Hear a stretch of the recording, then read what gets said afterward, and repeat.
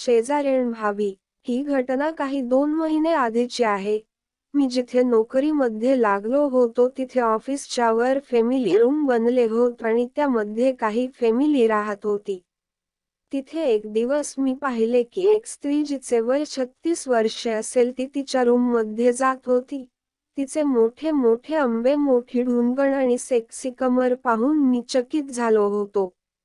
जेव्हा ती चालत होती तेव्हा तिची कुर्ती हवेमध्ये उडत होती, त्यामुळे तिची मोठी ढुंगण पण एकदम मस्त दिसत होती. एक दिवस तिची ॲक्टिवा माझ्या ऑफिसच्या बाहेर उभी होती आणि ती गाडी घ्यायला आली तेव्हा तिच्या साडीचा पदर खाली आला आणि मला तिचे चेंडूचे दर्शन झाले होते. माझा पोपट हे पाहून कडक झाला होता आणि मला फक्त तिला ठोकायचे होते. आता मला जेव्हा चान्स मिळत होता तेव्हा मी तिला पोट भरून पाहत होतो. ती पण मला जेव्हा पाहत होती तेव्हा एकदम मादक नजरने पाहत होती. तिच्या नवऱ्याचे पोस्टिंग दुसरीकडे होते आणि तिला 3 मुले होती. हे काही दिवस चालले होते आणि मी तिला पाहून मुठ मारत होतो आणि माझी इच्छा होती की आता तिची टुकाई करू. मग मला तिचे नाव समजले होते की तिचे नाव रजनी आहे. एक दिवस मी माझ्या ऑफिसमध्ये काम करत होतो आणि तेव्हा रजनी भाभीचा मुलगा जवळ आला होता की मम्मी तुम्हाला बोलवते आहे. मग मी विचारले की काय काम आहे. तर तो म्हणला की मला माहिती नाही. मी म्हणले की काही वेळाने येतो. मग मी काही वेळाने तिच्या घरी गेलो होतो आणि दरवाजा वाजवला होता. तर रजनी भाभीने उघडला होता आणि तिने पिंक कुर्ती घातली होती आणि डीप गळ्याचा व्हाईट स्लेक्स घातला होता. तिचे अर्धे चेंडू मला दिसत होते. माझा पोपट तर हे पाहून एकदम उभा झाला होता. तेव्हा मी कसे तरी कंट्रोल केले होते आणि तिला विचारले की भाभी काय काम आहे. तिने मला रूममध्ये नेले होते आणि कम्प्युटरकडे इशारा करत म्हणले की याची विंडो खराब झाली आहे, प्लीज सरळ करून दे. मग मी म्हणले की ओके भाभी, मी करून देतो. मी पटकन ऑफिसमध्ये आलो होतो आणि पेन ड्राईव्ह मध्ये विंडो बनवली होती. मग मी तिच्या घरी गेलो होतो आणि काम करू लागलो होतो. तेव्हा ती चहा बनवू लागली होती आणि काही वेळ नंतर ती जेव्हा मला चहा देत होती तेव्हा तिचे चेंडू माझ्या समोर आले होते आणि मी ते पाहत होतो. माझं पोपट एकदम कडक झाला होता. मग मी कसे तरी कंट्रोल केले होते आणि माझे काम करून माझा नंबर देऊन परत आलो होतो. मी सांगितले की परत काही काम असेल तर बोलावून घ्या. मग मी तिचा नंबर चेक केला तर ती व्हॉट्सॲपवर होती. मग मी तिला हाय मेसेज केला होता तर तिने पण केला होता आणि आमचे बोलणे चालू झाले होते.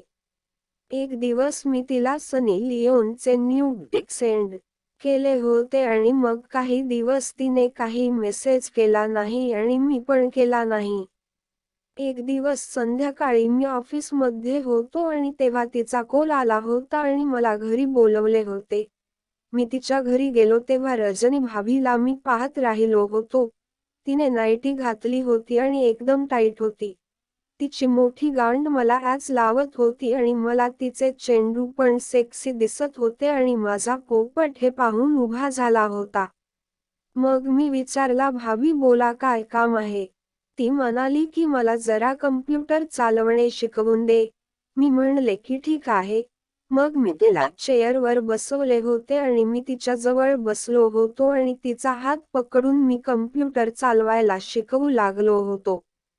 पण माझी नजर तिच्या चेंडूवर होती आणि मी म्हणले की भाभी असे होत नाही आहे, एक काम करा तुम्ही माझ्या गोदमध्ये बसा आधी. तर तिने नाही म्हणले होते. मग नंतर तिने म्हणले की ठीक आहे आणि आता ती माझ्या पुढे होती आणि मी तिच्या मागे होतो आणि माझा एक हात तिच्या मांडीवर होता. एक हाताने तिच्या माऊसवर हात होता आणि माझा पोपट तिच्या गांडीवर लागत होता आणि मला मजा येत होती.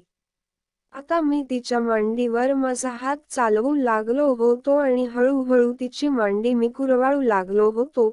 आधी तर तिने काही म्हणले नाही पण नंतर ती उभी झाली आणि दुसऱ्या रूममध्ये गेली होती.